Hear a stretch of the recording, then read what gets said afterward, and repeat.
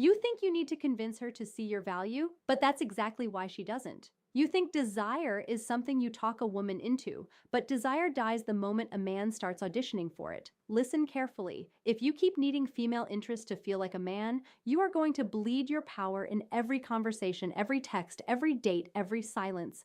So before we go deeper, subscribe to this channel if you need consistent reminders of the truth, because the world is full of soft lies, thirsty advice, and fantasy dressed up as strategy. And if you don't hear this message often, you will drift right back into chasing, performing, and calling it love. Here's what it really means to make a woman desire you, even if she's not interested. It does not mean manipulating her. It does not mean breaking her down, playing games, making her jealous, pretending not to care, or becoming some cold little actor reciting lines from the internet. It means becoming the kind of man whose presence creates respect, emotional tension, and curiosity because he is no longer asking for permission to exist. That's what changes the energy. That's what shifts the frame. Not tricks, not tactics, identity. The biggest misconception men have is this: if she's not interested, you think the answer is more effort, more texting, more explaining, more availability, more compliments, more proof. You think if she could just see your heart, she would finally open hers. But the hard truth is this: a woman rarely desires a man who is trying to be chosen by her. She may appreciate him, she may use him for attention, she may lean on him when she's bored, lonely, confused, or wounded. But desire, real desire, that requires friction, mystery, strength, emotional self-possession, and a man who is emotionally collapsed in her direction cannot create that. Why does this happen? Root cause. Most men do not actually want the woman. They want what they think getting the woman will mean about them. That they're enough, that they've won, that they matter, that they're desirable, that they finally outrank the men they envy, that they finally silence the voice inside them that says they are ordinary. That's not love. That's dependency wearing cologne. That's insecurity trying to negotiate for relief. And women feel it. Maybe not with perfect language, but with instinct. She feels when you are present. She feels when you are performing. She feels when you enjoy her. She feels when you need her. Those are not the same thing. When you need her interest, you start leaking. You over-explain. You over-pursue. You monitor response times. You rewrite texts. You call your obsession intentionality. You call your anxiety being serious. You call your self-abandonment effort. No, call it what it is: neediness. That's called handing your emotional center to someone who never agreed to carry it. And once you do that, you stop being felt as a man standing in his life and start being felt as a man hovering around hers. And there is a cost to this, a brutal cost. You lose your edge, you lose your time, you lose your standards, you lose your clarity, you stop training with intensity, you stop building with focus, you stop sleeping in peace, you stop speaking directly, you stop acting like your life has direction without her approval. You stop being dangerous in the healthy sense of the word. Dangerous to mediocrity, dangerous to excuses, dangerous to your own lower habits. You become soft where you should be grounded, eager where you should be calm, available where you should be discerning. Then you wonder why she doesn't feel chemistry, because chemistry cannot grow in a man who has emptied himself out to secure validation. So reframe it. Your job is not to make one specific woman like you. Your job is to become a man who does not shrink, chase, overextend, or betray himself in the presence of beauty. That is a different mission, a cleaner mission, a stronger mission. And paradoxically, that is the mission that makes desire possible.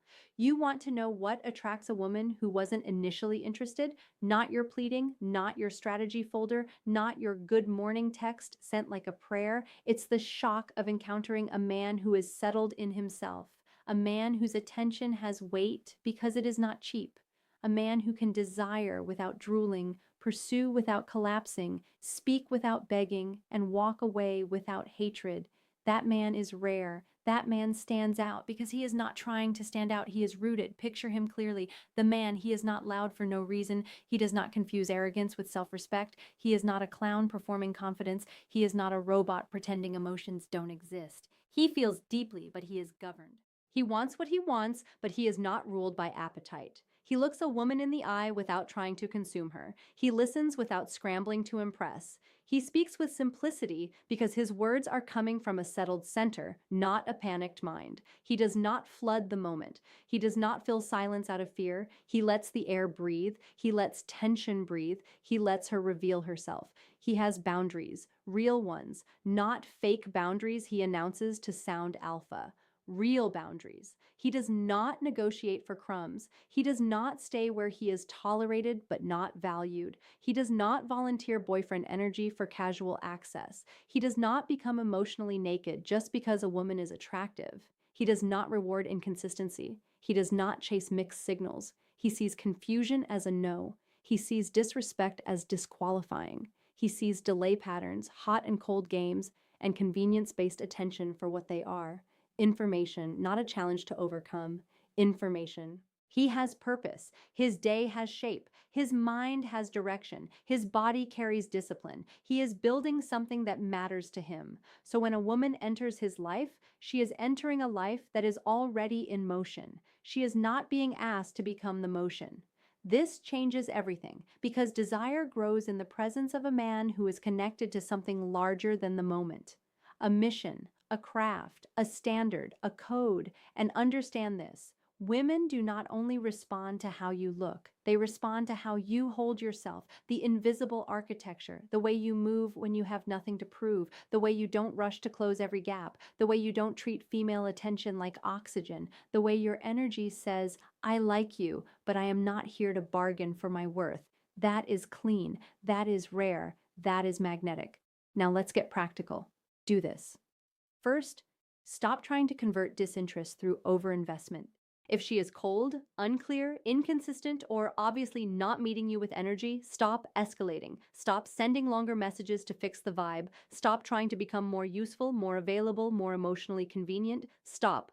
Pull your energy back to neutral, not to punish, not to manipulate, to observe reality. If the interest is not there, you do not force life into a dead thing. Second, tighten your communication. Say less, mean more. If you want to see her, invite her clearly. Once, not 5 half invitations disguised as casual banter. I'm free Thursday evening. Join me for a drink. Clean, direct. If she's interested, life gets easier. If she's not, life gets clearer. Both outcomes help you. Weak men chase certainty through endless messaging. Strong men create clarity through decisive action. Third, stop performing nonstop attention. Attention is powerful when it is intentional, cheap when it is constant. Do not text just to keep yourself alive in her mind. That's called maintenance mode. That's what men do when they have no internal gravity and hope frequency will replace substance. It won't. If the conversation is moving, good. If it isn't, let it rest. Let silence tell the truth. Presence versus noise. Reality versus fantasy. Which one do you want? Fourth, build the life that makes you harder to shake. Train your body. Sharpen your finances. Clean up your room, your habits, your promises, your sleep, your work ethic, your speech. Why? Because when your life is weak, women become emotional events. When your life is strong, women become part of the experience, not the center of your identity. That difference changes your eyes, your posture, your timing, your decisions. It changes what you tolerate. It changes what you radiate. Fifth, redirect obsession into standards. Instead of asking, how do I make her want me? Ask, what kind of woman earns access to this version of me? That is not ego, that is self-respect. You are not beneath her because she is beautiful. You are not lucky to be considered. You are responsible for what you permit. Start evaluating instead of worshiping. Is she consistent? Is she warm? Is she honest? Is she emotionally available? Does she make your life cleaner or more chaotic? Does she respond to your clarity with clarity or with confusion and delay? These questions save men years of pain. Sixth, learn the discipline of walking away. Most men cannot do it, not because they lack options, but because they lack self-command. They would rather stay attached to a maybe than face the emptiness inside themselves, so they linger. They linger in the friend zone. They linger in the talking stage. They linger after disrespect. They linger after rejection. They linger after silence. Why? Because hope feels less painful than truth, but hope without evidence is self-harm. Read that again. Hope without evidence is self-harm. And when you do walk away, do it clean. No dramatic speeches, no bitter paragraphs, no final attempt to make her feel guilty for not choosing you.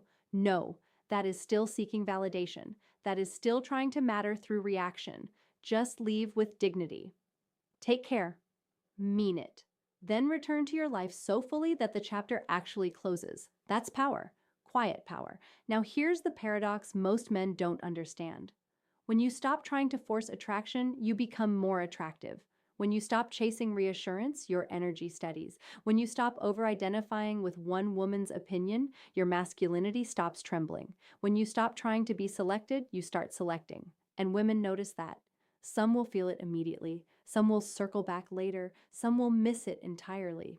It doesn't matter, because the point is not to control outcomes. The point is to become unhooked from them. That unhooking is everything. It means you can flirt without need, lead without pressure, desire without desperation.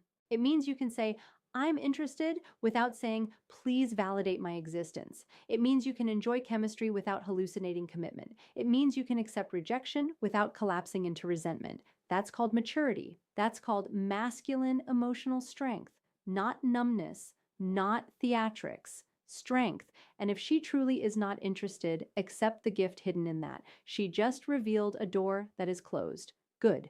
Stop bleeding at closed doors. There is no glory in trying to conquer indifference. There is only delay. The man with self-respect does not ask, how do I make every woman want me? He asks, how do I carry myself so truth reveals itself quickly? Because quick truth is mercy. Slow confusion is expensive. You need to hear this part. You do not become more desirable by abandoning yourself. You become less.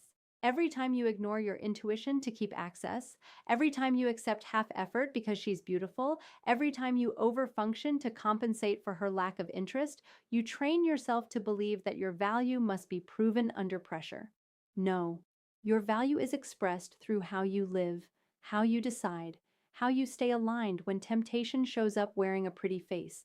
So if you want a woman to desire you, become more solid, not more strategic. More disciplined, not more dramatic. More direct, not more available. More rooted, not more reactive. Stop trying to create sparks with panic. Build fire in your own life. Women feel warmth best from men who are already lit from within. And yes, some women who were not initially interested may become interested when your energy changes. That happens, not because you manipulated them, but because your presence changed from seeking to standing, from reaching to leading, from proving to being. But if you make that the goal, you ruin it. The goal is not her reversal. The goal is your return to yourself. Return to your standards, return to your body, return to your work, return to your word, return to your peace, return to the part of you that knows begging is beneath you, pretending is beneath you, chasing confusion is beneath you. You were not built to live like a starving man around beauty. You were built to meet beauty as a whole man. So the next time you feel yourself spiraling over a woman who seems uninterested, stop. Breathe. Ask the real question, not how do I get her? Ask, where am I abandoning myself for the possibility of being chosen? That question will change your life because once you see the leak, you can close it. Once you close it, your power returns. Once your power returns, your presence changes. And once your presence changes, everything changes. You become calmer, cleaner, harder to manipulate, harder to rattle, easier to respect. You stop reaching for women from emptiness and start meeting them from fullness. That's when desire can finally breathe. That's when your attention starts to feel valuable. That's when your masculinity stops being an act and becomes a fact. You are not here to beg for chemistry. You are not here to negotiate attraction. You are not here to turn your soul into a campaign for one woman's approval. You are here to become a man so aligned with truth that whatever is not for you exposes itself quickly, and whatever is for you can meet you without distortion. That is your freedom. That is your edge. That is your answer. And never forget this. You are not powerless in love, but your power was never in controlling her. Your power is in governing yourself, in your standards, in your restraint, in your direction, in your willingness to lose what does not honor you. That's where the shift happens. That's where respect begins. That's where desire has a chance to grow. You are the answer. Not the perfect text, not the perfect trick, not the perfect timing. You, the man you choose to become when no one is clapping, no one is watching, and no woman is promising to reward you for it. Subscribe if you want more truth like this, because men do not rise from comfort, they rise from clarity. And if you're done with confusion, done with chasing, done with betraying yourself for scraps, then stay here. You're not alone in this. You're with men who are choosing self-respect over fantasy, truth over performance, and strength over need.